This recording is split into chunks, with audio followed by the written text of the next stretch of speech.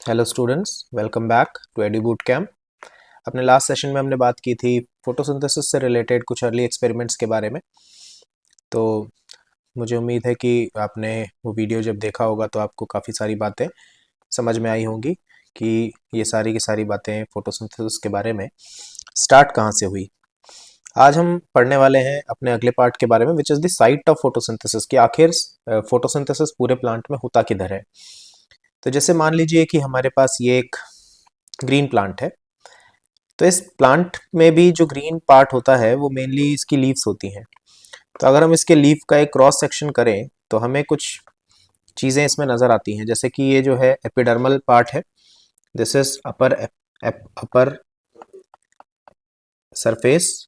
ठीक है, ये अपर सरफेस है एपिडर्मिस का। फिर यहाँ पर हमारे पास एक नीचे पे ही सरफेस होता है, दैट इज लोअर सरफेस। ठीक है, तो ये लोअर सरफेस है, ये भी एपिडर्मिस का ही है ऑब्वियसली। यहाँ पे बीच में कहीं आपको वैस्कुलर बंडल्स दिखते हैं, और ये वाला जो पूरा का पूरा पार्ट है ये मीजोफिल वाला पार्ट है। तो जो लीफ का एक्चुअल ग्रीन पार्ट होता है वो मीजोफिल वाला पार्ट होता है। ठीक है, तो एक्चुअल जो ग्रीन पार्ट है दैट इज मीजोफिल। और इस मीजोफिल के अंदर भी अगर हम देखें तो उसके अंदर एक बहुत ही स्पेशलाइज सा ऑर्गेनल होता है जिसे हम क्लोरोप्लास्ट कहते हैं। और यही क्लोरोप्लास्ट है जो एक्चुअल में साइट है फोटोसिंथेसिस का। और क्लोरोप्लास्ट की अगर हम बात करें तो यहाँ पर इसके पास आउटर मेम्ब्रेन है, यहाँ पर एक इनर मेम्ब्रेन है, यहाँ बीच में इंटर मेम्ब्रेन स्पेस है। ठीक है, there is inter membrane space. तो दो मेम्ब्रेन है इसके पास अपनी। अंदर यहाँ पर एक जो आपको सेमी फ्लूइड सा मटेरियल भरा हुआ दिखता है उसे हम स्ट्रोमा कहते हैं, तो दिस इज स्ट्रोमा। इसके अलावा आपके पास कुछ और ऐसी मेम्ब्रेन बाउंड स्ट्रक्चर्स आपको ये नजर आते हैं, these are some additional membrane bound structures. इनको हम थाइलाकॉइड कहते हैं। These membrane bound structures are called thylakoids. Okay, तो इनको हम थाइलाकॉइड्स कहते हैं। और आप देख सकते हैं क्लियरली कि थाइलाकॉइड्स बहुत सारे ऐसे एक ग्रुप सा बनाकर बैठे हुए हैं, है ना, स्टैक्ड है एक के ऊपर एक, जैसे कॉइन्स को एक के ऊपर एक रख दिया जाए। और ये जो पूरा का पूरा एक स्टैक होता है इसको हम नाम देते हैं ग्राना। This is ग्रानम। ठीक है, तो ऐसे बहुत सारे ग्रानम है, और बहुत सारे ग्रानम्स को कनेक्ट करने वाला भी आपके पास एक ये छोटा सा स्ट्रक्चर दिखता है, which is called stroma lamella. इस स्ट्रक्चर को हम नाम देते हैं स्ट्रोमा लैमेला। ठीक है ना, तो ये बातें ध्यान रखनी है। फिर इसके पास अपना डबल स्ट्रैंडेड सर्कुलर डीएनए भी होता है। ठीक है, which we can see over here. तो this is double stranded circular DNA. तो यानी कि एक ऐसा ऑर्गेनल है जिसके पास अपना खुद का डीएनए होता है। थोड़े बहुत यहाँ पर स्टार्च ग्रेन्स दिखते हैं। ठीक, तो थोड़े बहुत स्टार्च ग्रेन्स आपको नजर आ रहे हैं। राइबोसोम दिखता है। अब देखो इसके पास अपना डीएनए भी है, अपना राइबोसोम भी है। तो अगर इसके पास अपना डीएनए, अपना राइबोसोम सब कुछ है, तो इसका मतलब ये अपने काफी सारे प्रोटीन बना पाता होगा। तो क्योंकि ये अपने काफी सारे प्रोटीन्स बना पाता है इसलिए हम इसको सेमी ऑटोनोमस ऑर्गेनल कहते हैं। मतलब ये अपनी जो चीजें हैं रिक्वायर्ड उन्हें वो खुद से अपने आप से बना पा रहा है, इसलिए हम इसको नाम देते हैं सेमी ऑटोनोमस ऑर्गेनल। हालांकि अभी भी थोड़ी बहुत चीज़ों के लिए साइटोप्लाज्म पे और जो मेन सेल का जो न्यूक्लियस है उस पर डिपेंड करता है, लेकिन फिर भी काफ़ी कुछ ये अपना बना पाता है। तो सेमी ऑटोनोमस ऑर्गेनल इसको हम कहते हैं। और यहाँ पर आप देख सकते हैं कि छोटे छोटे इस टाइप के, ठीक है, ये जो स्ट्रक्चर्स हैं दीज आर ऑयल ड्रॉपलेट्स या फैट ड्रॉपलेट्स। ठीक है, तो ऑयल ड्रॉपलेट्स की फॉर्म में हमें यहाँ पर कुछ चीज़ें दिखती हैं। तो ऑब्वियस है कि अगर फोटोसिंथेसिस यहाँ पर हो रहा है तो शुगर यहाँ पर बन रहे होंगे, तो वो शुगर्स जो हैं वो आपस में मिलकर, जैसे कि हमने पहले भी पढ़ा था, स्टार्च बनाएगा। तो स्टार्च के ग्रेन्स यहाँ पर नजर आते हैं। तो ये एक सिंपल सा स्ट्रक्चर है, ठीक है, क्लोरोप्लास्ट का। तो अगर अब आपसे पूछे कि भाई साइट क्या है फोटोसिंथेसिस का, तो फोटोसिंथेसिस का साइट अब हम बता पाने में सक्षम है, क्योंकि अब हमें पता है कि भाई एक तो पहली चीज हमें चाहिए कि ग्रीन प्लांट हो। ग्रीन प्लांट के भी ग्रीन पार्ट्स जैसे कि लीफ, लीफ के अंदर भी मीजोफिल, मीजोफिल के भी अंदर कौन सा एक ऑर्गेनल है, तो ऑर्गेनल का नाम है क्लोरोप्लास्ट। तो हमें ये सारी चीजें अब पता है। फिर जब हम एक ग्रानम को देखते हैं, तो जैसे आप मान लीजिए कि ये ग्रानम है, तो इस ग्रानम को अगर आप देखते हैं तो इसमें बहुत सारे थाइलाकोइड आपको दिखते हैं। तो अब यहाँ पर आप देख पाएंगे कि जैसे ये बाहर का जो पार्ट है ये स्ट्रोमा वाला पार्ट है, ये जो बाहर की तरफ पार्ट दिखता है दिस इज स्ट्रोमा। और थाइलाकॉइड की मेम्ब्रेन का कुछ पार्ट ऐसा है, जिसे मैं मार्क करता हूं, जैसे ये पार्ट हो गया, ये वाला पार्ट हो गया, ये सब पार्ट्स हो गए, ये सब पार्ट्स ऐसे हैं जो डायरेक्टली स्ट्रोमा के साथ कांटेक्ट में है, डायरेक्टली स्ट्रोमा के साथ कांटेक्ट में है। तो ऐसे पार्ट को, जो डायरेक्टली स्ट्रोमा के साथ कांटेक्ट में है, ऐसे पार्ट को हम बोलते हैं नॉन अप्रेस्ड रीजन या नॉन अप्रेस्ड पार्ट। किसका नॉन अप्रेस्ड पार्ट? तो non apprised part of thylakoid membrane.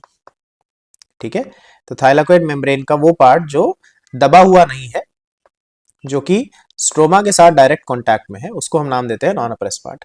वहीं अगर हम बात करें, देखिए इस वाले पार्ट की, इस वाले की, ये जो बीच की तरफ दिख रहा है, तो आप देख सकते हैं कि ये थाइलाकॉइड के अंदर खाली जगह पे तो है कांटेक्ट में, थाइलाकॉइड का ल्यूमन जो है उससे तो कांटेक्ट में है, दिस इज द ल्यूमन, है ना। तो ये वाला पार्ट थाइलाकॉइड का ल्यूमन है, तो ल्यूमन के साथ तो कांटेक्ट में है ये वाला मेम्ब्रेन, लेकिन ये वाला membrane is not in contact with stroma. तो ये जो पर्टिकुलर पार्ट है मेम्ब्रेन का, ये वाला जो पर्टिकुलर पार्ट होता है मेम्ब्रेन का, या ये वाला जो पार्ट है मेम्ब्रेन का, ये जो मेम्ब्रेन का पार्ट होता है, इसे हम बोलते हैं appressed part. This is called appressed part of thylakoid membrane. तो इसको हम नाम देते हैं appressed part of thylakoid membrane. ठीक है जी, so this is appressed part of thylakoid membrane. अब हमने ऐसे अचानक से क्यों पढ़ा इसके बारे में, तो हम जब आगे पढ़ेंगे अपने पिगमेंट्स वगैरह के बारे में, तो वो हम सारी चीजें पढ़ेंगे इसके बाद। ठीक है, अब देखिए फोटोसिंथेसिस जो है पूरा प्रोसेस, ये दो स्टेप्स में होता है, दो स्टेप्स में होता है। एक जिसे हम कहते हैं लाइट रिएक्शन, जिसमें लाइट डायरेक्टली इन्वॉल्व है, पिगमेंट्स चाहिए रहेंगे इसके लिए, और दूसरा जो हमारा प्रोसेस होता है उसे हम कहते हैं डार्क रिएक्शन। तो जो डार्क रिएक्शन है, इसके लिए आपको पिगमेंट्स की जरूरत नहीं है, इसके लिए डायरेक्ट लाइट की जरूरत नहीं है। लाइट पड़ने से जो भी प्लांट के अंदर चेंजेस आते हैं, जो प्रोडक्ट्स बनते हैं, उनका यूज करके डार्क रिएक्शन होता है। ठीक है, तो फोटोसिंथेसिस दो स्टेप्स कह लीजिए या दो पार्ट्स कह लीजिए, दो पार्ट्स में होता है। एक लाइट की प्रेजेंस में होने वाली जो डायरेक्ट प्रोसेस है, और दूसरा जो लाइट की प्रेजेंस में प्रोडक्ट्स बने, उनका यूज करके जो चेंजेस आ रहे हैं, वो डार्क रिएक्शन।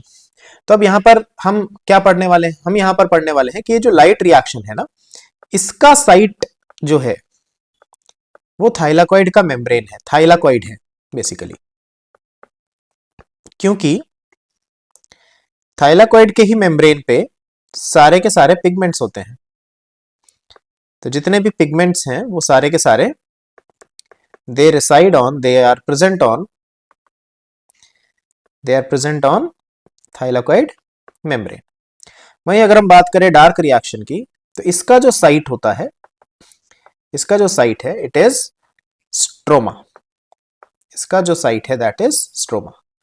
तो अब आपको ये समझ में आ गया कि थाइलाकॉइड के अंदर लाइट रिएक्शन हो रही है थाइलाकॉइड पे, और जो हमारा स्ट्रोमा वाला पार्ट है उसमें होती है डार्क रिएक्शन। और थाइलाकॉइड में क्यों क्यों हो पा रही है लाइट रिएक्शन? क्योंकि सारे के सारे जो पिगमेंट्स हैं वो थाइलाकॉइड की मेम्ब्रेन के ऊपर ही प्रेजेंट होते हैं। तो ये जितने भी पिगमेंट्स हैं वो ऐसे स्कैटर्ड नहीं है, they are highly organised.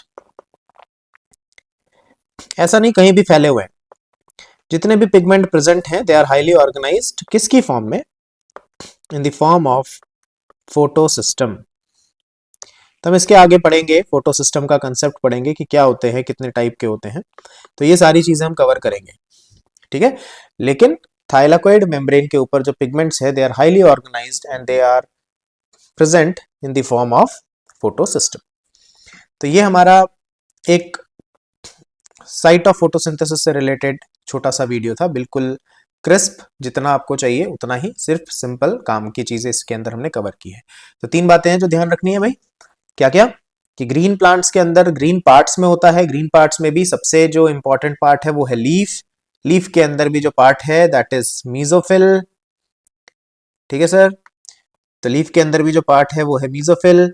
Mesophyll के अंदर करीब करीब 15 से 20 ऑर्गेनल्स तुम्हें इस तरीके के मिलते हैं, विच इज क्लोरोप्लास्ट। ठीक है, तो ये क्लोरोप्लास्ट हो गया। तो क्लोरोप्लास्ट के अंदर भी थाइलाकॉइड और स्ट्रोमा दो अलग अलग पार्ट हैं। तो थाइलाकॉइड के अंदर होता है हमारा लाइट रिएक्शन, और स्ट्रोमा के अंदर होता है हमारा डार्क रिएक्शन। ठीक है। फिर लाइट रिएक्शन क्यों हो पा रहा है, हमने ये पढ़ा। तो थाइलाकोइड मेम्ब्रेन के ऊपर सारे पिगमेंट्स हैं और पिगमेंट्स इधर उधर फैले हुए नहीं है, पिगमेंट्स हाईली ऑर्गेनाइज्ड फॉर्म में है।